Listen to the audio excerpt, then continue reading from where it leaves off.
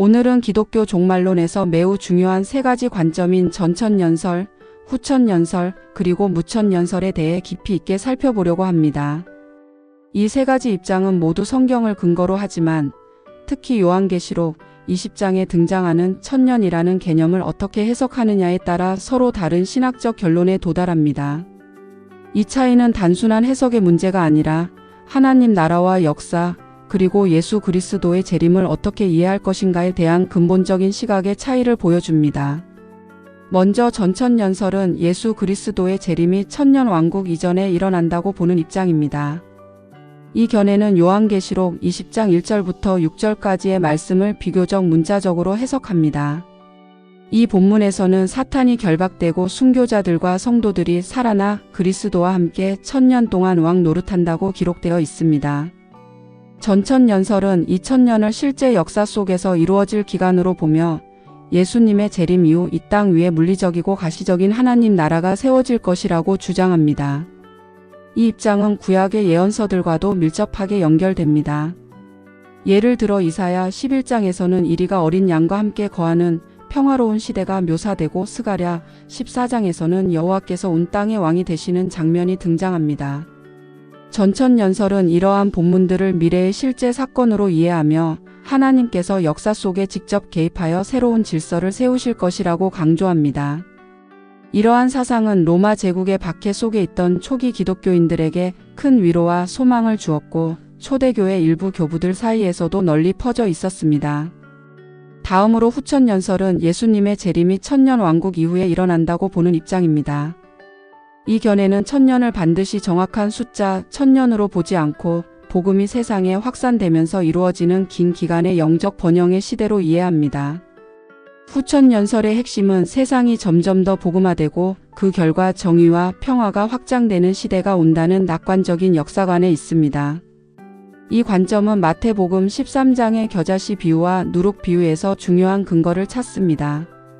작은 겨자씨가 자라 큰 나무가 되듯이 또 누룩이 반죽 전체를 부풀게 하듯이 복음은 점진적으로 세상을 변화시킨다는 것입니다. 또한 시편 2편에서 열방이 하나님께 복종하는 모습이나 이사야 2장에서 모든 민족이 여호와의 산으로 몰려오는 장면도 후천년설을 뒷받침하는 구절로 자주 인용됩니다. 이 사상은 특히 근대 유럽과 미국에서 발전했는데 과학의 발전과 산업혁명, 민주주의의 확산 등으로 인간 사회가 점점 개선된다는 믿음과 맞물려 크게 확산되었습니다. 그러나 20세기에 들어 두 차례의 세계대전과 같은 비극적인 사건들이 발생하면서 인간의 진보에 대한 낙관적 기대는 크게 흔들렸고 그와 함께 후천년설도 점차 영향력이 줄어드는 경향을 보이게 되었습니다. 마지막으로 무천년설은 천년왕국을 문자적인 기간으로 보지 않고 상징적으로 해석하는 입장입니다. 이 견해에 따르면 요한계시록 20장의 천년은 특정한 미래의 기간이 아니라 예수님의 초림부터 재림까지 이어지는 현재의 교회 시대 전체를 의미합니다. 무천년설은 성경의 묵시문학적 성격을 강조하며 요한계시록의 숫자와 이미지들을 상징으로 이해합니다. 이 입장에서는 이미 예수님의 십자가와 부활을 통해 사탄의 권세가 결정적으로 패배했으며 그 결과 사탄이 결박되었다고 해석합니다.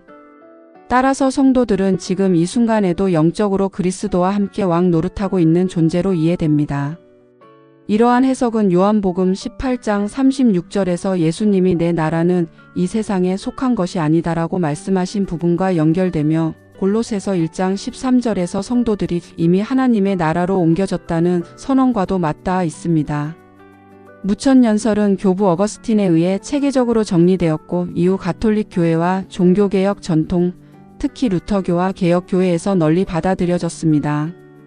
이 입장은 하나님 나라가 이미 시작되었지만 아직 완전히 성취되지 않았다는 긴장 속에서 신앙을 이해하는 데 초점을 맞춥니다.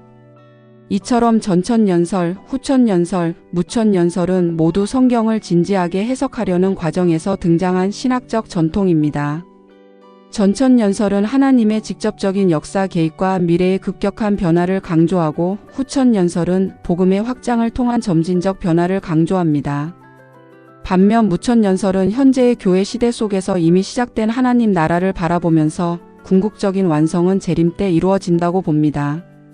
세 입장은 서로 다른 강조점을 가지고 있지만 공통적으로 예수 그리스도의 재림과 하나님의 최종적인 승리를 확신한다는 점에서는 일치합니다.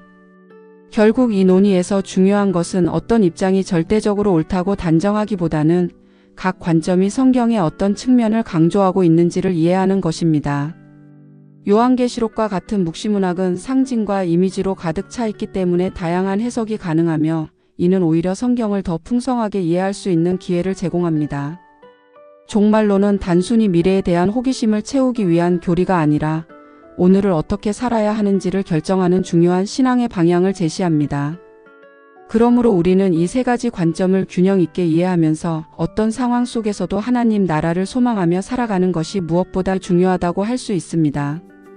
이 영상이 도움이 되셨다면 구독과 좋아요 부탁드릴게요.